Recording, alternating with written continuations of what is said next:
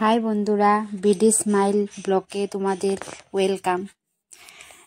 এই ঠান্ডার দিনে ফুলকপি সবাই খায়, কিন্তু ফুলকপি ডাঁটা কেউ খায়, কেউ পেলিয়ে দেয়। কিন্তু আমি আজকে ফুলকপি ডাঁটা দিয়ে একটা রেসিপি বানাবো। যে ফুলকপিগুলো এরকমভাবে কেটে নিয়েছে, এখন এটা যে কুকারে দিয়ে অল্প সিদ্ধ করে নেব। নিরামিষ রেসিপিটা বানাবো, রসুন পেঁয়াজ দিলে আরও বেশি ভালো লাগে। কুকারে যে সিটি দিয়ে দিলাম। এখন এদিকে সর্ষে, কাঁচা লঙ্কা আর আদা বেটে নেব। পাটাতে বেটে নিলাম। আমি রান্না করলে পাটাটাই বেশি ইউজ করি। বাটা মশলায় ইউজ করি বেশি। মিক্সার গ্রাইন্ডার আছে, কিন্তু এত মিক্সার গ্রাইন্ডারের মশলা এত বাটি না, খাই না বেশি। যেরকমভাবে সিদ্ধ করে নিলাম।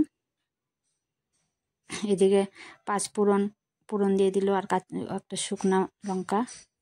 এখন এই যে কপির ডাঁটাগুলো, ও সাথে মূলাও আছে অল্প, কপির ডাঁটাগুলো দিয়ে দিল।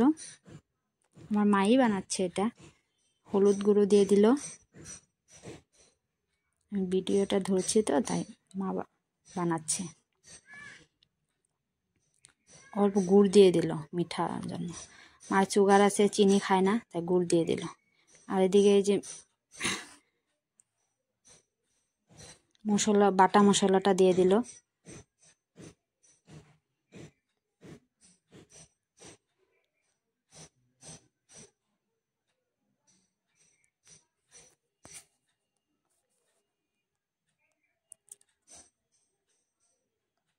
লবণ দিয়ে দিল।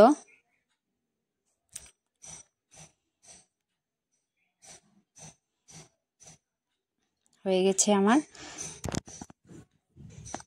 নিরামিষ কপির ডাঁটার চচ্চড়ি। তোমরা কে কে কপির ডাঁটা ফেলে দাও, এরকমভাবে বানিয়ে খেয়েও ভালো লাগবে। যে মা অল্প সুন্দর করে নিল এরকমভাবে।